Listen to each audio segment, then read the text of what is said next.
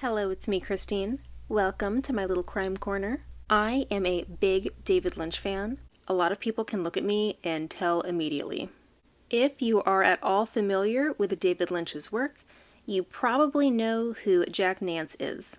Jack Nance was a very talented actor whose life was unfortunately cut short, passing away tragically at the age of 53.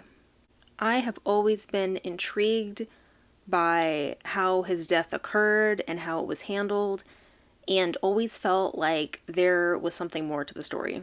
But we will get to that soon. First, a little about Jack.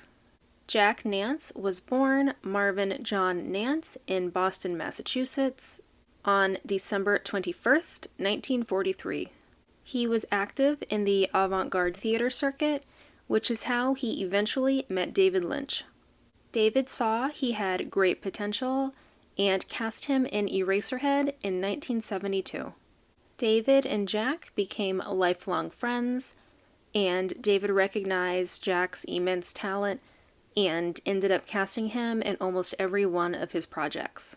After Eraserhead, he later went on to appear in several films, including Dune, Lost Highway, Blue Velvet, among many others, as well as the TV show Twin Peaks. David had described Jack as having a dry, self-deprecating sense of humor with a penchant for long, drawn-out storytelling. If this doesn't sound like a dynamic duo to you, I don't know what will.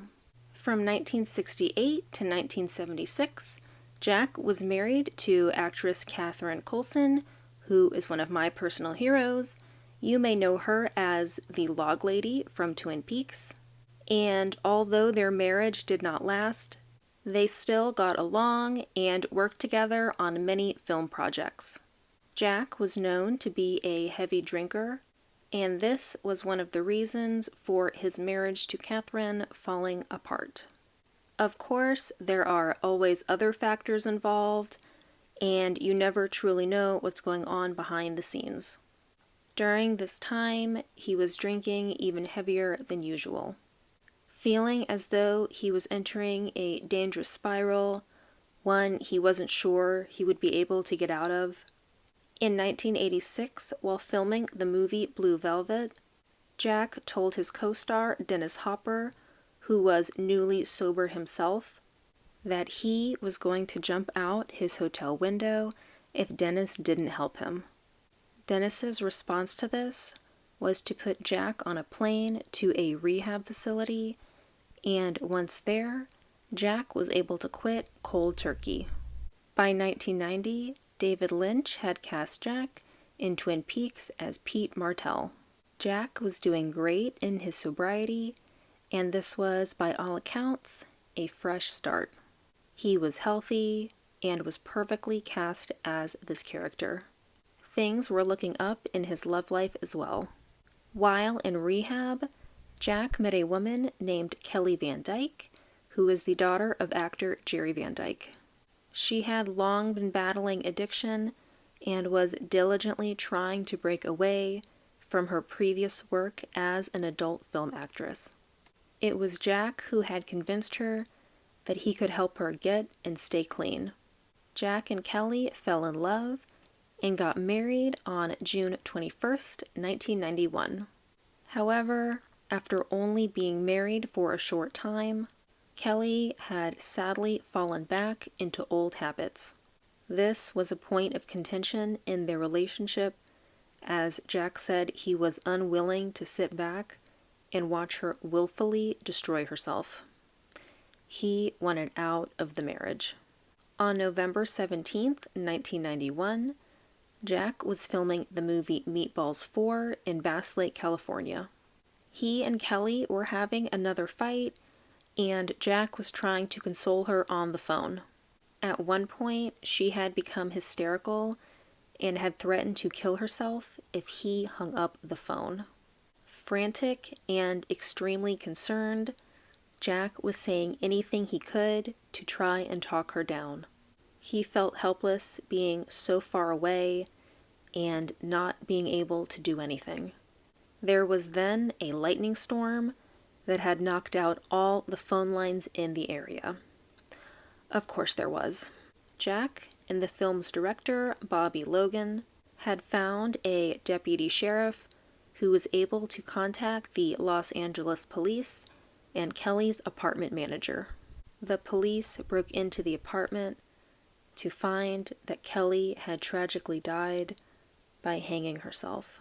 Years following the death of Kelly, among other things, sent Jack into a deep depression, and he resumed his heavy drinking.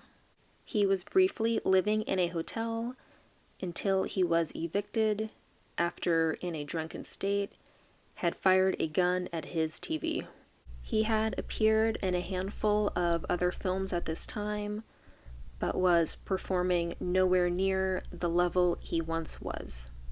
At the end of December in 1996, Jack had just wrapped filming Lost Highway, a David Lynch film that was to be released the following month. At the time, he was living in a small, run-down apartment in South Pasadena, California.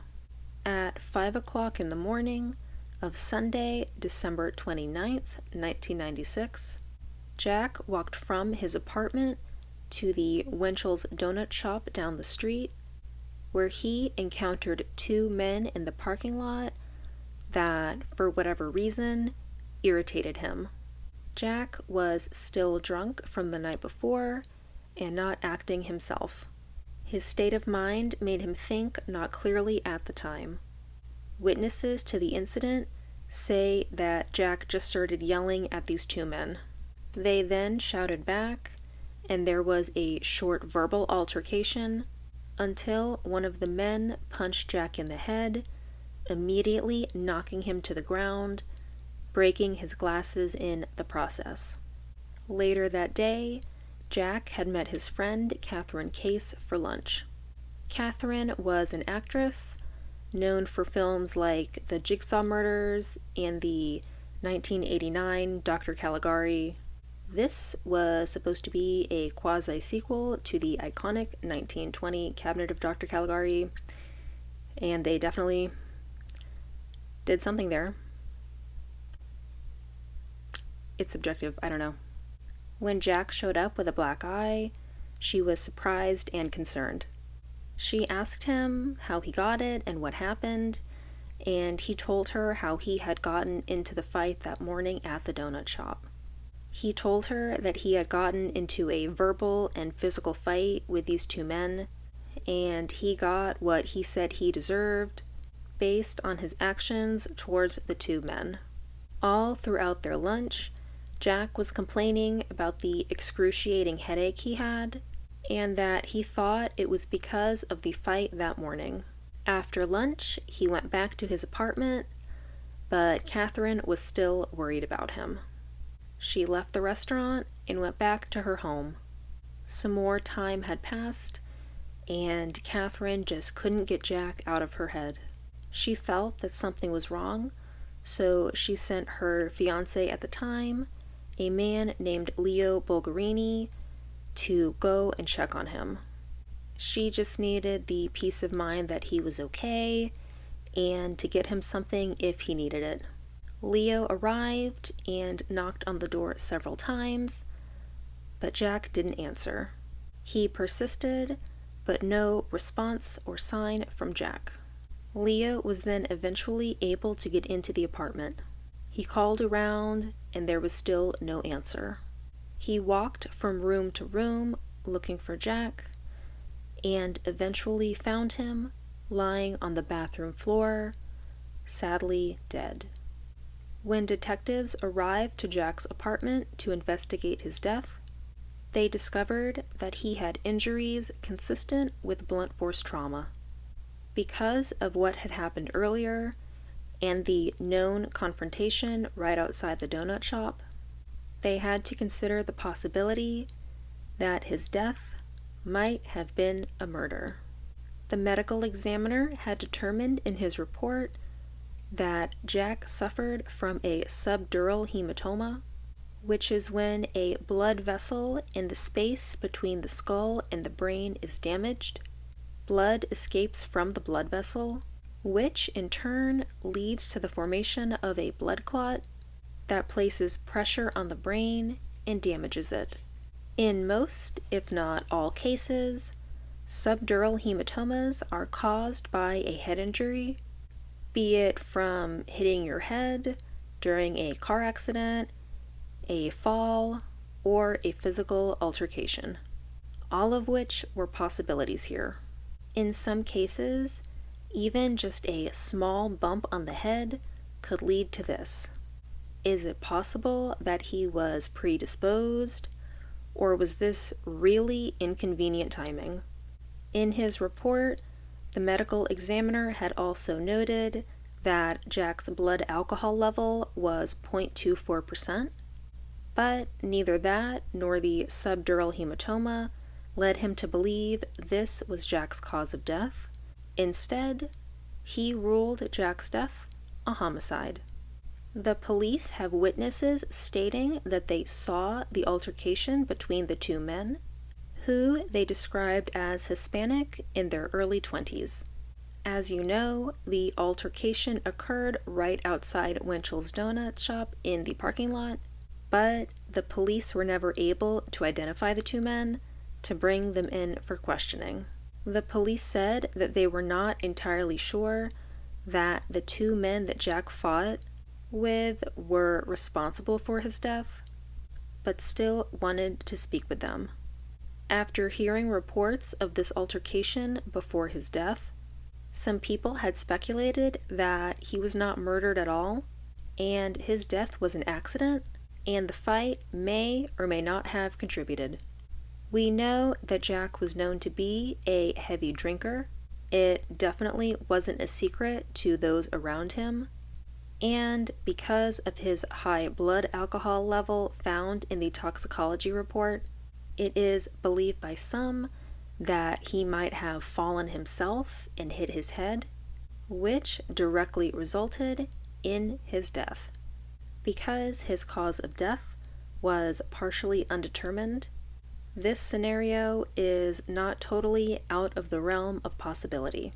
I don't know, I've always felt that there was something mysterious and missing about this whole thing. Like, something doesn't add up to me. The police had expressed wanting to speak with the two men from the parking lot fight, but either never followed through or they were really just unable to locate them. I mean, no one saw anything? Come on. Being that it was 1996 and this was a donut shop, not a bank, not a government building, there may have not been security cameras. At least not in the parking lot. The few witnesses that there were to the fight may not have been close enough to hear anything or distinguish any words other than indistinct shouting. So it is possible that the two men knew who he was, either having recognized him from the neighborhood or know of him from his work. I personally think this was a random encounter of sorts, and that a situation was escalated for no reason and both parties got a little hot. Do I think this was an intentionally planned and executed murder? No, I do not. Do I think that the two men had intentionally tried to severely injure him during their fight? Yes, I do. Was it self-defense? I'm inclined to say no. I don't believe Jack meant any harm, and he was in an emotionally charged, drunken state, and I can understand how that would make someone nervous. I know I'd be nervous, but all of this is just me speculating, and it's unlikely that almost 30 years later, this case will be reopened, let alone solved. If there is anything to be solved, there might be. I don't know. What do you think? Could he have already been predisposed? Was this just a coincidence? Or do you think this was a deliberate murder? We may never know. I'm sorry if you found all of this unsatisfying. Take it up with the LAPD. What can I say? Well, that is all I have for you today. Thank you very much for watching. I hope you learned something, and I will see you in the next one. Bye. Gesundheit! Yes? What? Meow? She loves Twin Peaks. You love Twin Peaks? Tell him what's your favorite David Lynch movie. She's a Twin Peaks girl. Do you love Twin Peaks? Yeah. Do you love Twin Peaks? Do you have a comment?